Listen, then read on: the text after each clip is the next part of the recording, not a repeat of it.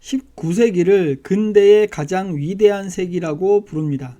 이 시대는 북미의 독립, 프랑스 대혁명, 라틴 아메리카 국가들의 독립으로 시작하였습니다. 이 새로운 국가들의 이상은 양심의 자유였는데 누구도 자신이 확신하지 않는 것을 강요당할 수 없다는 이상을 갖게 되었습니다. 미국은 독립하면서 헌법에 정교 분리를 주장하였습니다. 서부 개척 시대를 통하여 침례교회와 감리교회가 급성장하였습니다. 이때 나타난 제2차 대각성 운동으로 인하여 신앙 부흥 운동의 원형인 부흥회가 정착되었습니다. 이 시기에 교회가 직면한 큰 문제는 노예 문제였습니다. 이 문제로 인해 결국 남북 전쟁이 일어났고 그 결과 많은 교파로 분열되었습니다. 다양한 교파 형태를 띤 북미 개신교는 이에 하나의 선교 세력이 되었는데 이들로 인해서 세계 여러 지역에 세워진 교회들은 북미 개신교의 전형으로 교파주의와 신앙 부흥 운동과 같은 특징을 보여주었습니다. 이 시기는 또한 새로운 신학 운동들과 성서 해석들이 출현하였는데 그중 하나는 사이러스 스코필드가 쓴 주석 성경으로 인한 세대주의 성서 해석이었습니다.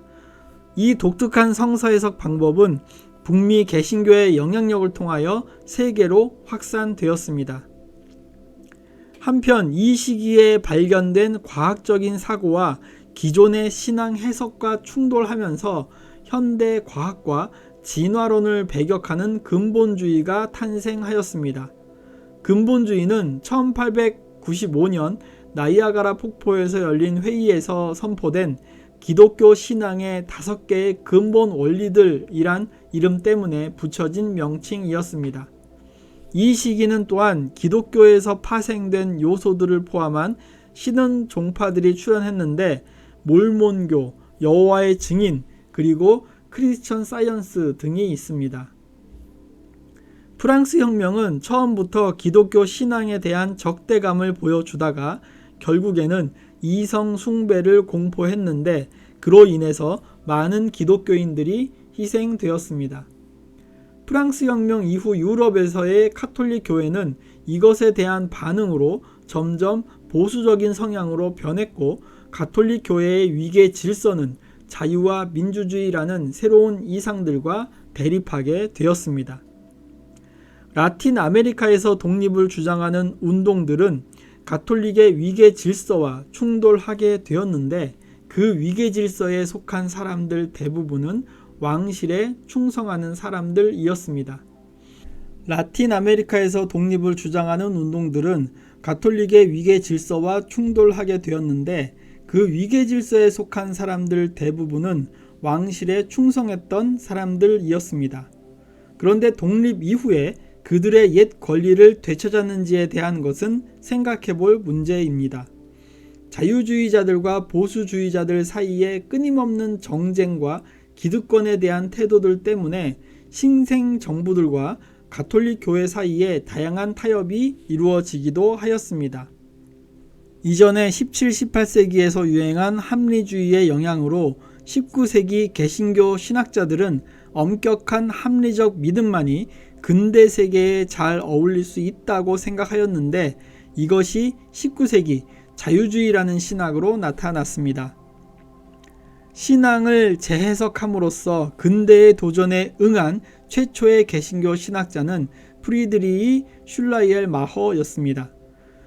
헤겔의 철학에 대해서 많은 사람들은 모든 실제에 관한 최후의 해석이요 가장 훌륭한 해석이라고 확신하였습니다.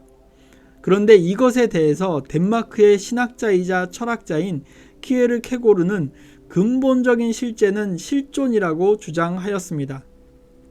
그는 헤겔에 반대하여 실존이 본질보다 위에 있다고 주장했기 때문에 실존주의의 창시자로 일컬어지고 있습니다. 바우어, 하르낙, 리첼과 같은 사람들은 성서의 역사와 기독교의 역사를 연구하는 데 전념하였고 그때까지 당연한 것으로 생각했던 많은 것들에 대해 의심을 품게 하였습니다.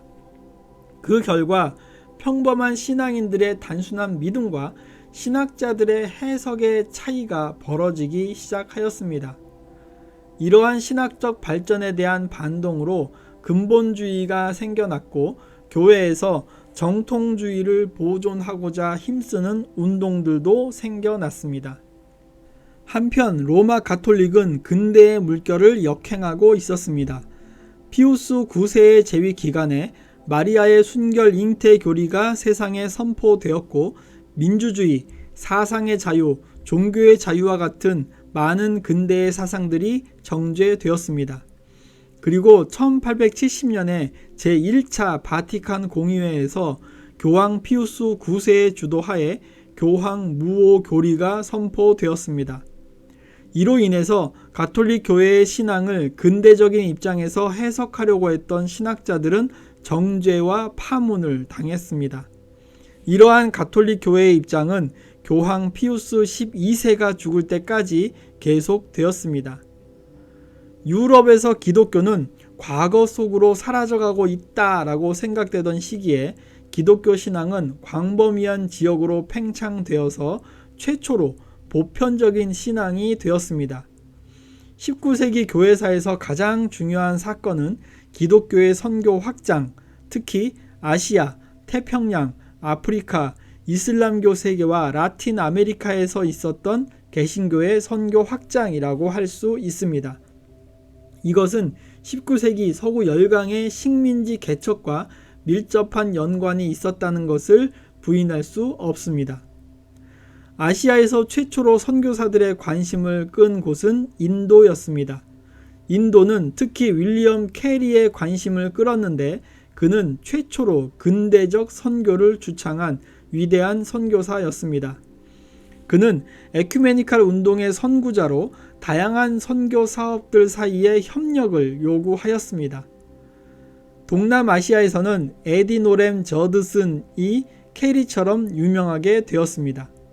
중국에서는 아편전쟁 덕분에 선교사들이 중국 본토로 들어갈 수 있었으며 기독교의 영향으로 인하여 중국 혁명운동이 일어나기도 하였습니다. 일본은 미국의 함대가 강제로 일본의 문호를 개방하면서 선교사들이 들어갔습니다. 태평양의 섬들에서는 쿡 선장의 항해로 인한 선교뿐만 아니라 무역을 위한 길이 열리게 되었습니다. 태평양 섬에 거주하는 많은 사람들이 기독교를 잘 받아들였고 그들은 곧 인접한 섬을 찾아가 기독교를 전하는 선교사가 되었습니다. 아프리카는 1900년까지 유럽의 몇몇 열강들에 의해 분할되었는데 식민지주의와 선교가 손을 잡고 있었습니다. 아프리카에서 가장 유명한 선교사였던 리빙스톤은 복음을 전하는 데 전념하면서 동시에 그는 근대적인 무역을 소개하는 것이야말로 노예 무역의 종말을 고하게 하는 것이라고 확신하고 영국 정부의 대리인으로서 그리고 영국 팽창주의에 동조하는 자로서 수시로 아프리카를 넘나들었습니다. 이슬람 세계 또한 유럽의 열강들의 식민지가 되었지만 그곳에서의 선교 활동은 다른 곳에서처럼 성공적인 것이 되지 못했습니다. 이슬람권의 많은 지역에는 이미 고대적인 교회들이 현존하고 있었는데 이들과 선교사들이 조화되지 못하였습니다. 또한 19세기는 개신교가 최초로 라틴 아메리카에 침투하여 활동했던 위대한 시기였습니다. 개신교는 라틴 아메리카에서 가톨릭과 보수적인 동맹 세력의 힘을 억제하려는 정치 지도자들의 지원을 받으며 뿌리내렸습니다. 과거 식민지배를 하던 권력과 가톨릭 그리고 새롭게 국가의 독립을 이루었지만 여전히 부패한 보수적인 정권에 대한 대안으로 개신교회가 자리를 잡기 시작한 것입니다.